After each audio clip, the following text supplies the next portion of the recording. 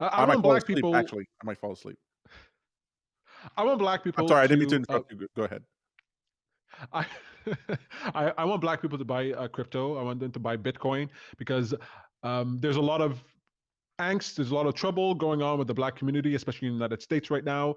And I just wish there would be more and more people going out there and telling black folk, hey, buy crypto, buy Bitcoin, because the money is changing hands. You know, the people, the millionaire statuses and the people who are going to be rich 10 years from now, it's changing hands. And so if you're looking to the past about slavery, if you're looking at racism and all that stuff and how it's held you back, here is your opportunity to get on board with the new world. Okay. You can get onto the ship of the new world, and it's not slaves that we're dragging over here. It's you can bring your family and your kids.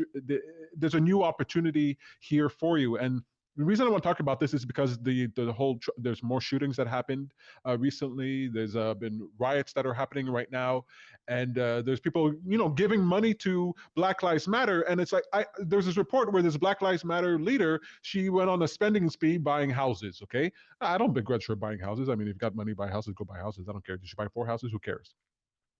But giving your money over to some institution for them to do what? They raised $90 million. I hear $90 million they raised. What are they doing with this in order to help black community? What's going on? I don't know what's going on. Do you know what's going on? It doesn't seem very transparent to me.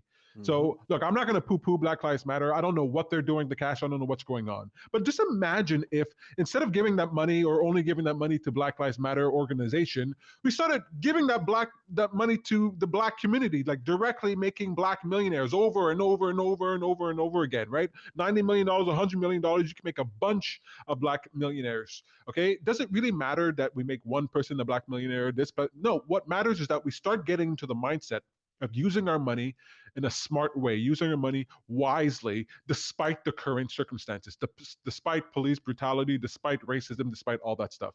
So I wanted to bring up the topic of Black Money Matters. I know I bring it up all the time, but it's my heart's desire right now. Black Money Matters, which is reminding people that we have some measure of control, some power in our lives, and let's start making black millionaires. Okay, yeah, will they go on spending sprees and buy houses? Will they go waste? Okay, sure, sure, but it's going to be a reflection, a reminder to black community, a reminder to all people that we have more power than we think, that we can affect change. And if black people can get into crypto and that value goes up and more black people are getting out of that poverty trap and learning about finance and all that stuff, then better for the black community, right? How do you feel about black folks in crypto? Like I know crypto helps everybody, but on Clubhouse, you have this black community talking about getting in, creating black wealth with crypto. Can black wealth be generated with Bitcoin? Absolutely. So there's two parts to that. So the short answer is that we've always heard about this wealth transfer from the poor to the rich. We've heard this constantly, and this happens through regulations from governments that basically disenfranchise the poor and those who have can't pay for lobbyists. But also you have it through asset price appreciation. So you've seen that through stocks or real estate. If you consider those, the prices of those keep going up. The prices of land and houses keep going up and get out of the reach of the poor and the disenfranchised blacks. And so what happens is that um, we've never had a mechanism to deal with that before. Like we're always on the short end of the stick for that. Well, in crypto space is the first time that we've ever that we at this scale in history where you have this wealth transfer, that exact same wealth transfer effect, where things are getting increasingly out of the price range of those who would want it, is happening, but in the benefit of the disenfranchised, right?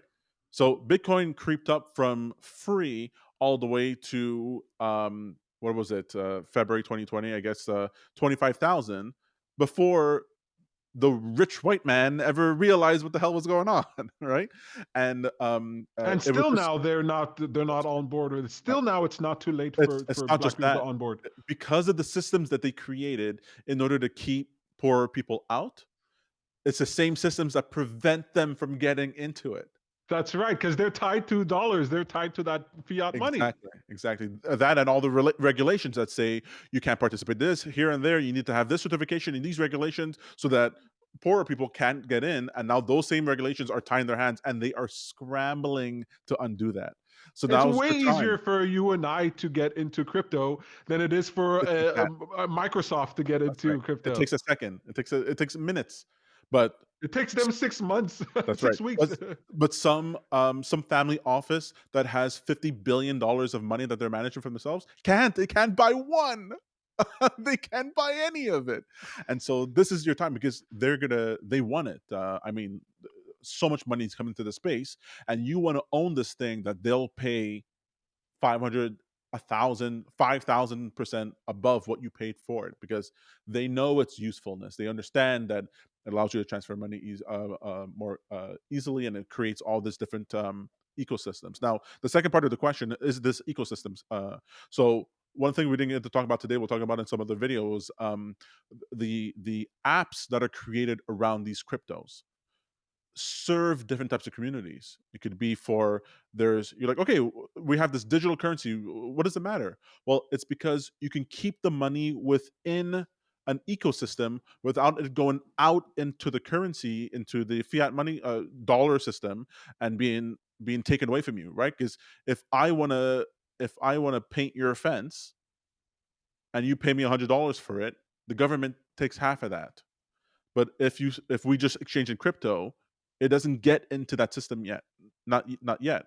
And so what happens, these ecosystems are being created for artists, for musicians, for funding for projects, for all kinds of different things, community service, all kinds of ways where a digital currency or a digital asset that can be transferred easily between two people and have something a system built upon it are creating these ecosystems in the same way that social media has, right? So social media creates these FinTwit on Twitter, creates gaming communities on YouTube and on Twitch, creates crafting communities on Etsy, thrift communities on eBay, where people are able to within their community find like-minded people and trade value in a way they never could before. And so Black people are by the droves coming up with, hey, what about this new thing? What about this new thing? Can we help this family? Can we provide scholarships for these people? Can we save this money in the bank account so that you get interest rate on your crypto? There's all kinds of different ways that people are thinking about it. And the sooner and the more Black people get into these communities and experiment within them, the more they'll help lift each other out of poverty while taking advantage of this wealth transfer. So this is the Absolutely. moment. And it might not seem big to you right now, but just think of it. Think about being a white man who sailed over on a ship, comes over to the Americas, this wide open land, gets a tiny little plot of land, right? Over time, what does that do for his progeny? What does that do for the generations that come afterwards? A huge amount, right? You buy a house, you build the house with your own hands, and then suddenly it has this huge impact. Maybe With the crypto. risk that it doesn't, with the risk that you might die, with the risk that it's not worth anything. That's why That's right. it's so Maybe important that crypto. people buy it and hold it and think about it, that it's not for them to sell, that it's for their grandkids to have.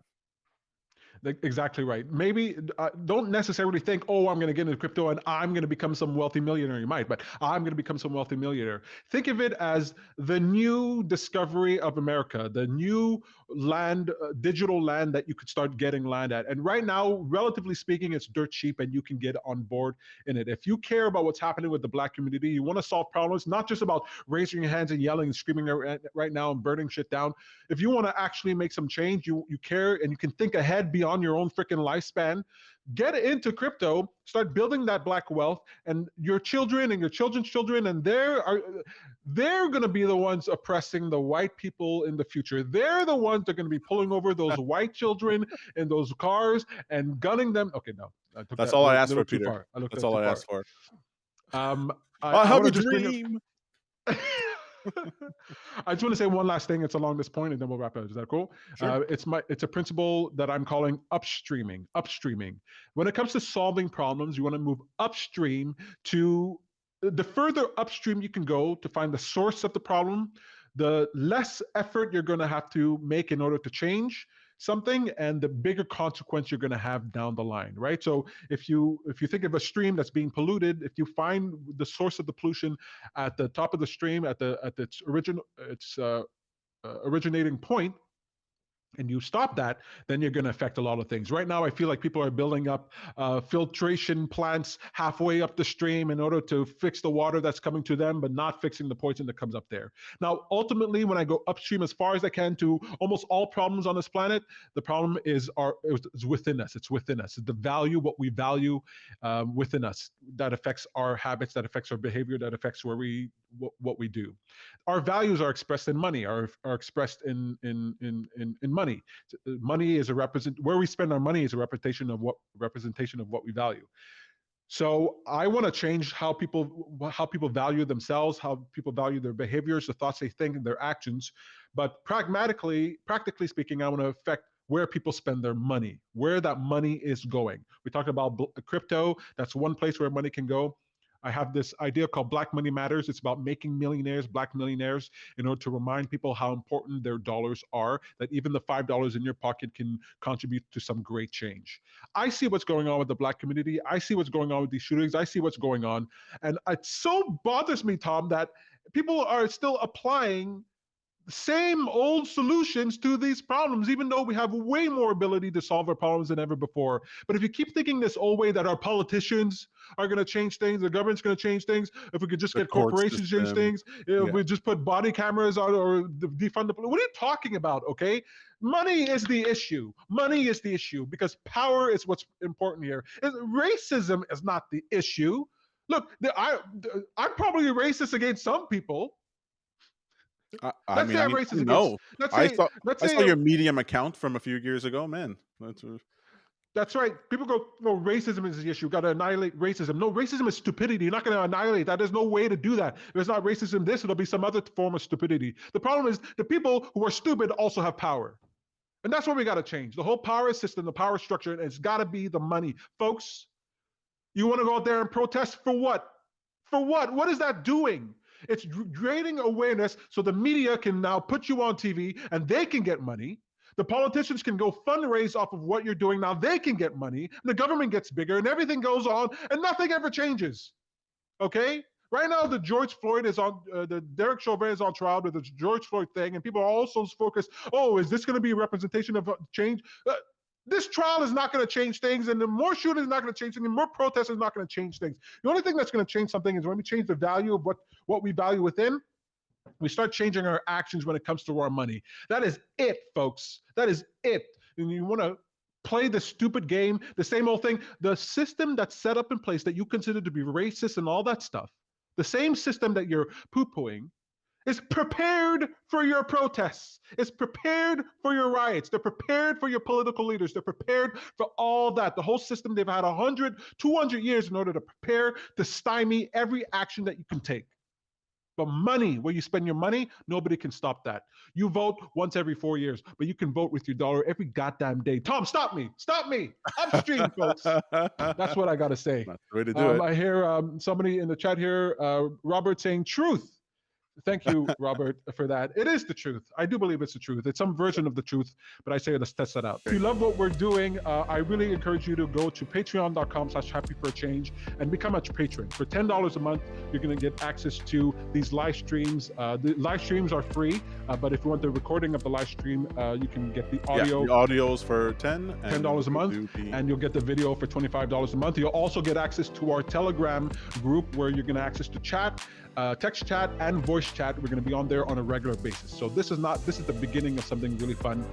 Tom and Peter Hartman here, Sacred Prophet, Tom Hartman, and Bad Guru here. We're here to help you out. And if you have any questions, please feel free. Thank you to everybody who's watching this. I really appreciate it. Tom, you had fun today? So much fun. I can't wait till we talk about, portfolio asset allocations and different way of managing risk in the future. It's going to be so exciting.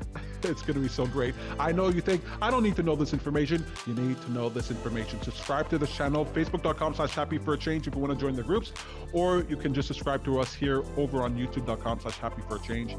Here's where we are.